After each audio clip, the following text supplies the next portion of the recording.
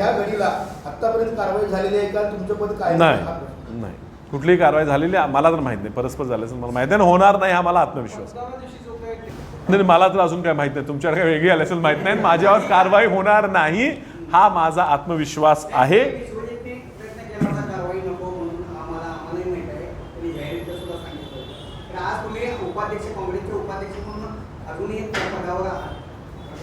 नाही, आता ते टेक्निकॅलिटी निवडणुकीच्या दिवशी काय राहील हे आता वकिलांनी बोलून विचारावं लागणार.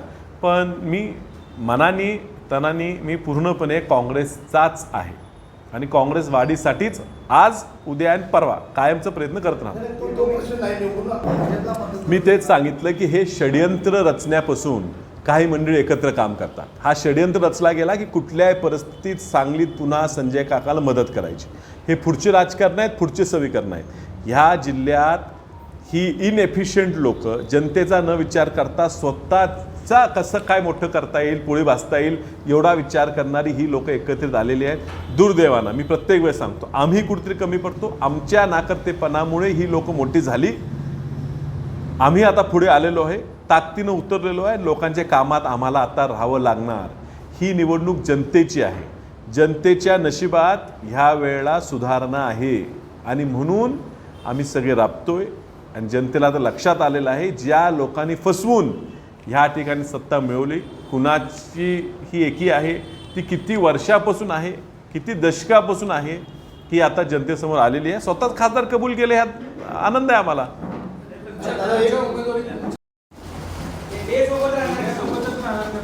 हो, मी आधीच सांगितलेलं आहे, माझी बांधिलकी इंडिया अलायन्सची नाही आहे. माझी बांधिलकी माझ्या पक्षाशी आहे.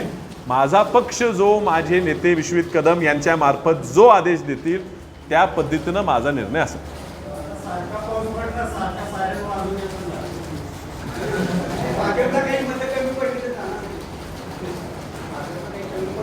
काँग्रेस पक्ष आमचे नेते विश्वजित कदम यांच्या मार्फत जो निरोप देतील त्या निरोपाप्रमाणे वागणार. हे पहा, हे त्यांचा बळी जाणार. हे सगळ्यात पहिला बोलले कोण असेल तर ते बोलले माजी खासदार बाळासाहेब उर्फ प्रकाश आंबेडकर. ते त्याच वेळी म्हटले यांचा बळी जाणार आहे. मीही सांगितलं की खासदार शेतकऱ्याचा व्हावा ही माझी प्रामाणिक इच्छा आहेच, पण ह्या शेतकऱ्याच्या मुलाचा बळी जाऊ नये ही माझी प्रयत्न आहे. आणि हा बळी कुणी दिला? ह्यांच्या दिलदार मित्रांनी, शत्रूंनी, काय त्यांनी म्हणतात, दिलदार माणसांनी दिलेला आहे. आणि हे जगाला माहीत आहे कुणी कुणाचा बळी दिला. हे स्वतःच्या विजयासाठी कुणाचा तरी बळी घालायचा प्रयत्न केला गेलेला आहे. मलाही सहानुभूती आहे चंद्रहार पाटलांबद्दल. ते ह्या पूर्ण डावात त्यांनी कुणाला ह्या खेळात वापर त्यांचा केला गेला आणि निष्कारण चांगल्या व्यक्तीचा बळी गेला, ही वस्तुस्थिती आहे. आणि ह्या संजय काकांचा आणि त्यांच्या दिलदार चौघडीचं हा षडयंत्र आहे. हा पूर्णपणे फेल गेला, जनतेने ओळखला, म्हणून रागापोटी कालची पत्रकार परिषद झालेली आहे.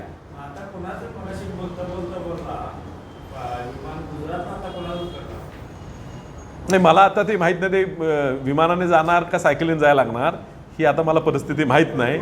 आता विमानात बसायच्या कोण परिस्थितीत राहील असं मला वाटत नाही. आता दुसऱ्यावर टीका करण्यापेक्षा, कोण कुठे जाईल करण्यापेक्षा आम्ही काँग्रेस पक्षाशी बांधील आहोत. आणि माझा विजय हा अपक्ष म्हणून जरी होत असला तरी मी स्वतःला काँग्रेसचा एकनिष्ठ सामान्य कार्यकर्ता समजतो. आणि जो आदेश काँग्रेस पक्ष, आमचे नेते विश्वजित कदम यांच्या मार्फत मला देतील त्या आदेशाप्रमाणेच माझी वाटचाल असणार. ह्या निवडणुकीत खूप खालच्या स्तरावर जाऊन निवडणूक लढवायचा प्रयत्न केला. त्यांना पराभव समोर दिसू लागला आणि दिसू लागल्यामुळे काही अशा गोष्टी, खोट्या गोष्टी व्हायरल करायचा प्रयत्न केला. जाणून बुजून कदम घराण्यात आणि आमच्यात वाद आहेत आणि कुठला तरी वचपा काढणार आहेत असे फेक न्यूज तयार करून त्यांनी सोशल मीडियावर टाकायचा प्रयत्न केला.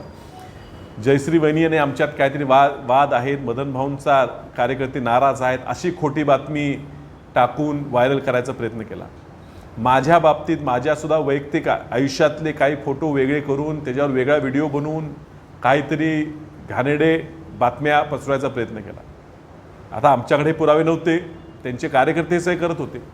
पण ज्या हँडलवरनं, ज्या सोशल मीडियाच्या हँडलवरनं हे सगळे गोष्टी एकत्रित पोस्ट झाले होते, ह्या हँडलची लिंक आता आम्हाला लागलेली आहे. रीतसर मी काय घाबरलेलो नाही आहे, रीतसर तक्रार केलेली आहे, पूर्वीच केलेली आहे.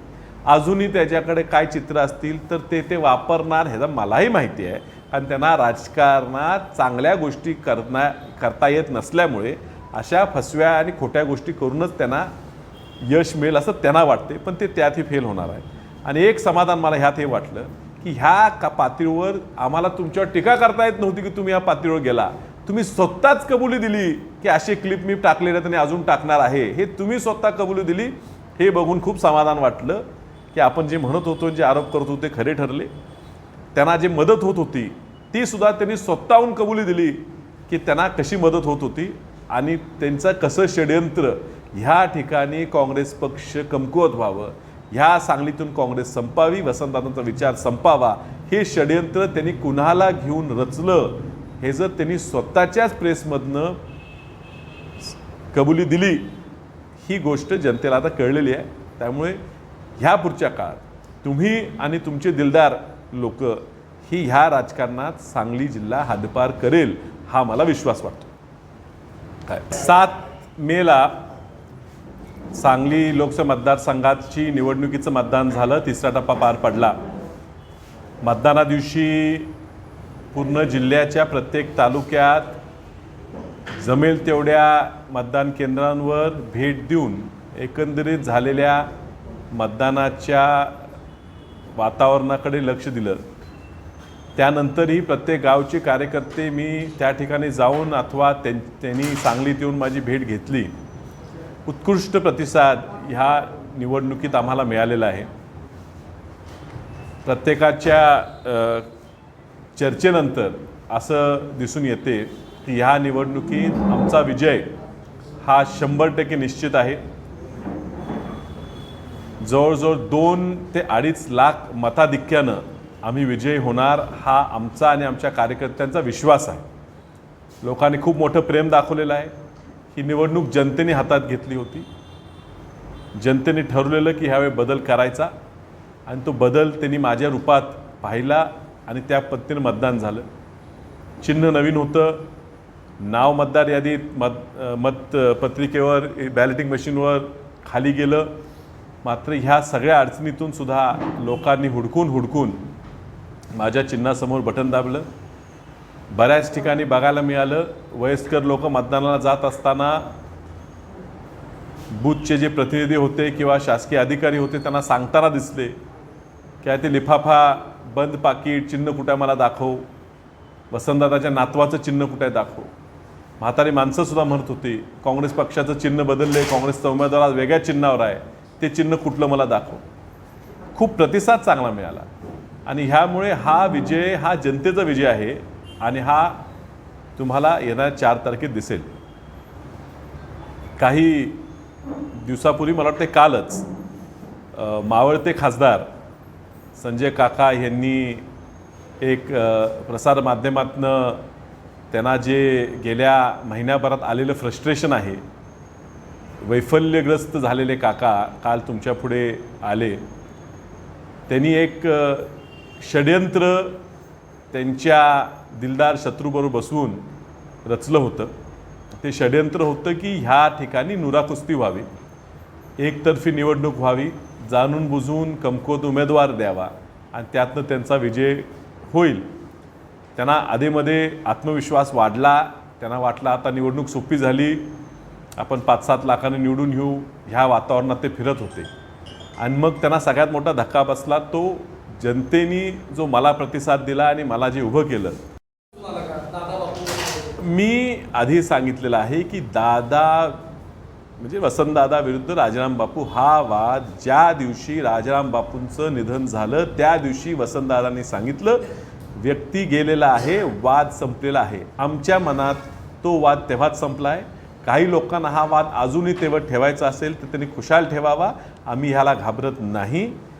आणि त्यामुळे त्यांच्याकडनं आम्ही ह्या निवडणुकीत कुठलीही अपेक्षा ठेवलेली नाही. आम्ही विरोधकाकडनं अपेक्षा ठेवत नाही, कारण आमचे मित्र दिलदार आहेत, आम्हाला आमचे मित्र मदत करणार.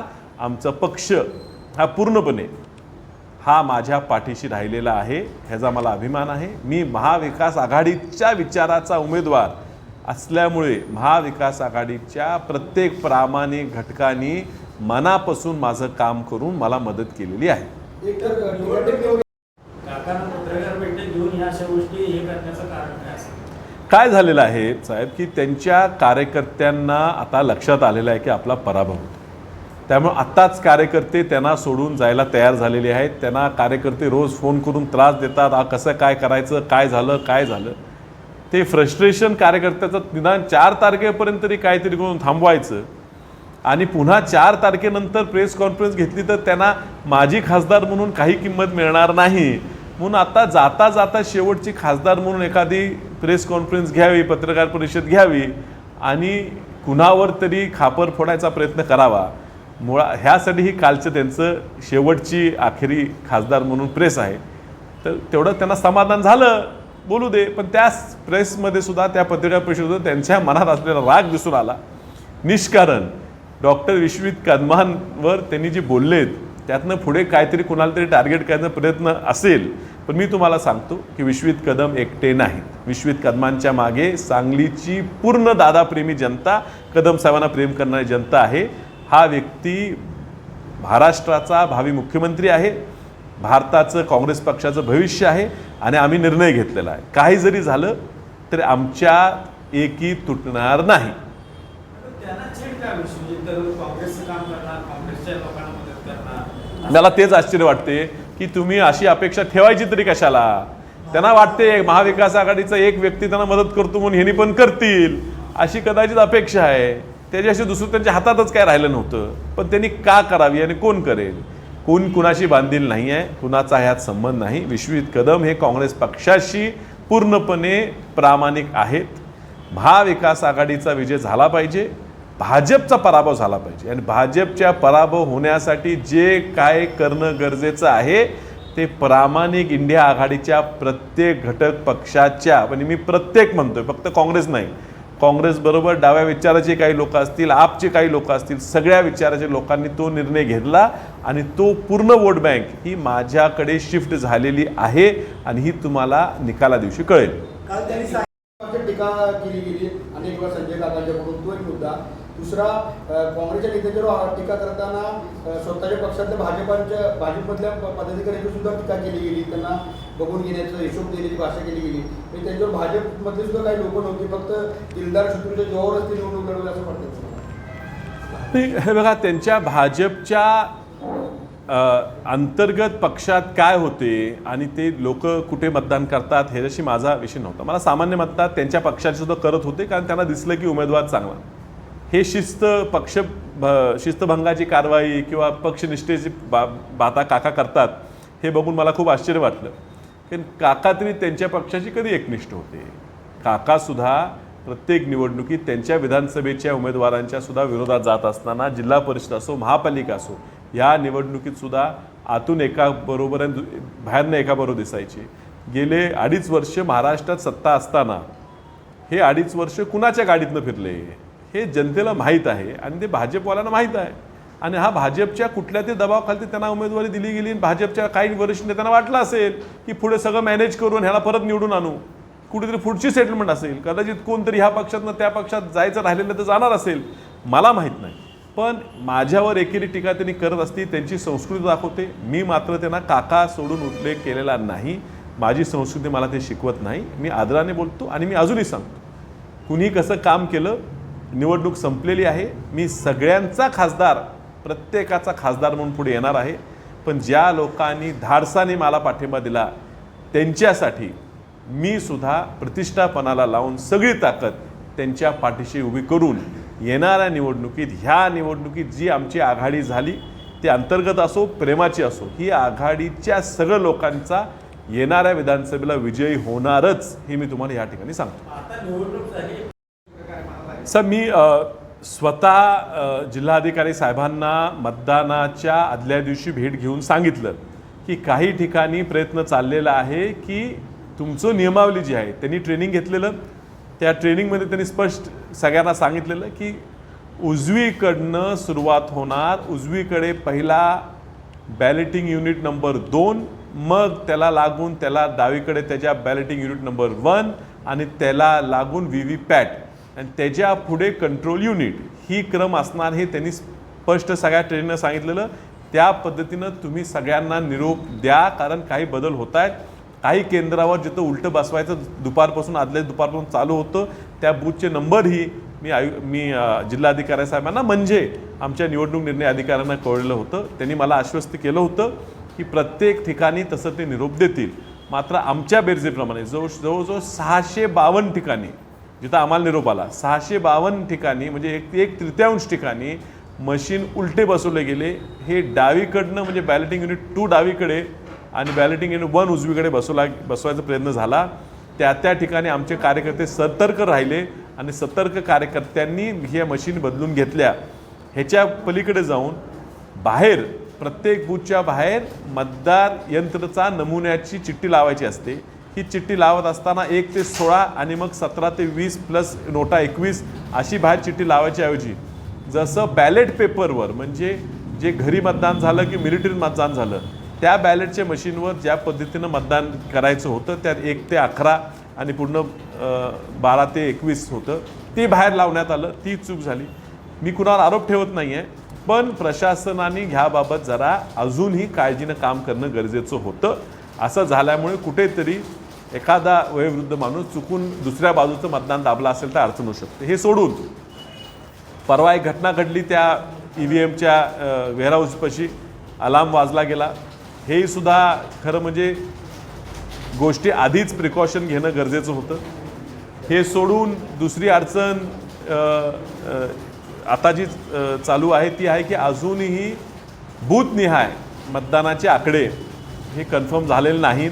कधी 52%, कधी 54%, कधी 58%, मग 60%, आता 62 पॉईंट काहीतरी असे वेगवेगळे आकडे आले. आता फायनल आलेले आहेत.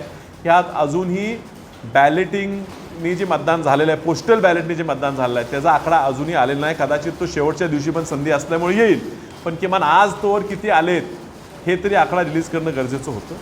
आणि टक्केवारी तालुका वाईज दिलेली जरी असली तरी प्रत्यक्षात मतदान किती झालं बॅलेट वाईज बूथ वाईज हाही आकडा आलेला नाही. आम्ही विनंती करतो की त्यांनी लवकर हे जाहीर करावं म्हणजे संशय कुणाकडे राहू नये. आणि EVMचा घोळ करायचा प्रयत्न हा भाजपची लोक करतील असा आमच्या कार्यकर्त्यांचा विश्वास आहे. त्यामुळे आम्ही जास्तपणे ह्या पद्धतीनं सतर्क राहिलेलो आहे. नवीन घडामोडींसाठी युवा पर्व न्यूजला सबस्क्राईब करा आणि बेल आयकॉन क्लिक करा.